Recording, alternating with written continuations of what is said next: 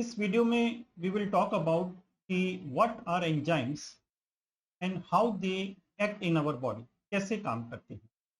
तो enzymes basically ये जो टर्म था, it is coined by a scientist name Frederick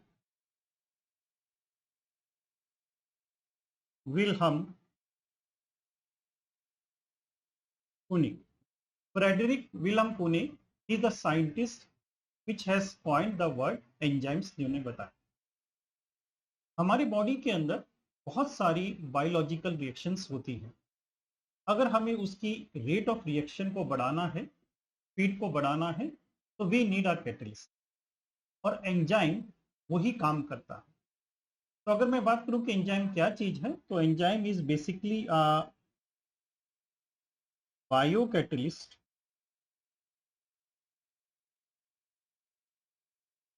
which increases the speed of biological reactions which is occurring in a body। Enzymes कैसे काम करता है?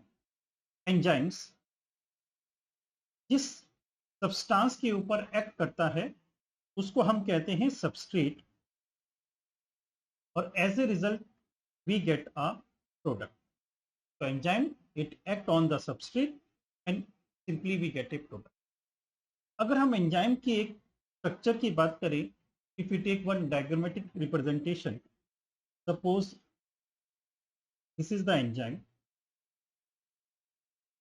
और ये साइट एंजाइम की, this site it is called as active site.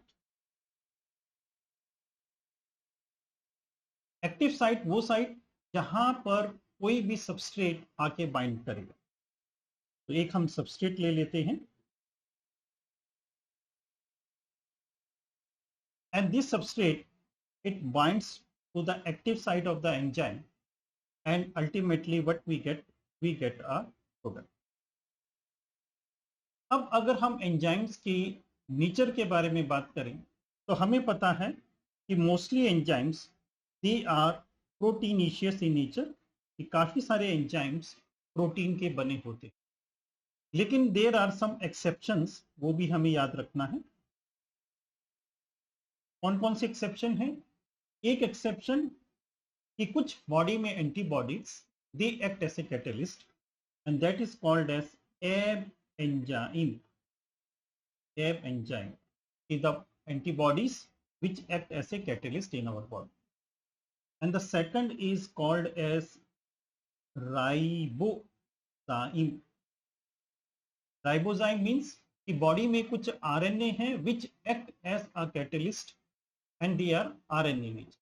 अब जैसे एक एग्जांपल हम इसमें याद कर सकते हैं, SNRNA, basically it is small nuclear RNA and इसका रोल है when we do the post transcriptional changes, जिसके अंदर जब हम इंट्रॉन की स्प्लाइसिंग करते हैं, which then this SNRNA has a role in it. तो ये तो एक टर्म जस्ट इंट्रोडक्शन की एंजाइम क्या चीज है एंड हाउ दे वर्क। अब एंजाइम का मेन फंक्शन हमने याद किया कि it act as a biocatalyst which increase the speed of biological. तो ये स्पीड को कैसे बढ़ाता है, इसको समझते हैं। इसके लिए हम एक छोटा सा एग्जांपल लेते हैं कि सपोज यहां पर एक ये बहुत बड़ी माउंट एवरेस्ट है और सपोज एक 100 पीपल का ग्रुप यहां पर खड़ा हुआ है और उनको कहा जाए कि you have to cross this mountain और आपको दूसरी जगह जाना। तो हो सकता है कि 10 लोग या 20 लोग इस माउंटेन के दूसरी तरफ जा पाए, लेकिन मेजॉरिटी में नहीं जा पाए। लेकिन अगर हम इस माउंटेन की हाइट को कम कर दें, तो obviously now the more number of people, maybe 50 or more, they can able to cross the mountain। Basically ये रिप्रेजेंट करता है किसी भी रिएक्शन की एक्टिवेशन एनर्जी। एक्टिवेशन एनर्जी को ये रिप्रेजेंट कर। एक्टिवेशन एनर्जी वो एनर्जी कि जितनी एनर्जी एक रिएक्टेंट को चाहिए जिससे वो ट्रांजिशन स्टेट में चला जाए और ultimately convert into the product. तो अब हम देखते हैं कि जब एंजाइम आया तो उसने क्या करा कि इस एक्टिवेशन एनर्जी को कम कर दिया। तो बेसिकली हाउ एंजाइम एक्ट कि it provide A alternate pathway of low activation energy. अब इसी चीज को अब हम द सेम ग्राफ में समझने की कोशिश करते हैं। ये ग्राफ है जिसमें एक्स एक्सिस पे दिखाया गया है कि how the reaction progress and Y axis it is show a free energy. अगर आप देखिए कि this graph, the first graph, this is without the enzyme, तो हमें activation energy we need this much, and जब हमने इसमें एंजाइम लगा दिया तो द एक्टिवेशन एनर्जी हमें इतनी चाहिए। तो अगर हम दोनों को कंपेयर करें तो ऑब्वियसली कि जब एंजाइम के साथ हमने रिएक्शन किया तो एक्टिवेशन एनर्जी क्या हो गई, कम हो गई, means it lowers the activation energy of the same reaction, और कह सकते हैं कि एक उसने अल्टरनेट पाथवे दे दिया ऑफ लो एक्टिवेशन एनर्जी। एक तो ये कंसेप्ट है। एक और कंसेप्ट हम समझते हैं about free energy, free energy के बारे में।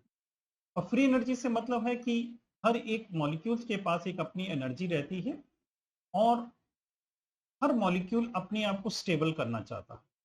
वो स्टेबल कब होगा, जब उसके पास एनर्जी थोड़ी सी कम हो जाए, मतलब mostly all molecules they are stable when they have a low energy. तो अगर हम यहाँ देखें कि यहाँ पर दिस रिएक्टेंट्स की एनर्जी की बात करें तो this much amount is the energy of the reactants, इतनी है। लेकिन अल्टीमेटली जब वो प्रोडक्ट्स बन गए तो उनकी रिएक्शन की एनर्जी कम हो गई, मतलब द फ्री एनर्जी कम हो। लेकिन अगर हम डिफरेंस इन फ्री एनर्जी की बात करें तो ये हमारे पास निकल के आता कि this is the difference in the free energy. और इफ वी कंपेयर बोथ कि एक ग्राफ विद एंजाइम और दूसरा सॉरी विदाउट एंजाइम और दूसरा विद एंजाइम, तो दोनों ही केस के अंदर the change in free energy is ultimately same, means the change in free energy अगर हम एंजाइम लगाएं या एंजाइम ना लगाएं तो it comes to be zero, वो नहीं। तो यहां से हम ये दो कंसेप्ट याद रख सकते हैं कि एंजाइम कैसे रिएक्शन की स्पीड को बढ़ाता है। The first concept we have to remember कि it provide a alternate path of low activation energy, और दूसरा कि there is no difference in free energy of the reaction, means कि एंजाइम्स जो फ्री एनर्जी होती है रिएक्शन की उसको चेंज नहीं कर। तो this is all about a very small concept कि व्हाट आर एंजाइम्स एंड वो कैसे काम करते। और आखिर में कुछ आपके लिए कि रास्ते मिल ही जाएंगे भटकते ही सही, अरे गुम रहा तो वो लोग हैं जो घरों से निकले ही। Thanks for your kind attention.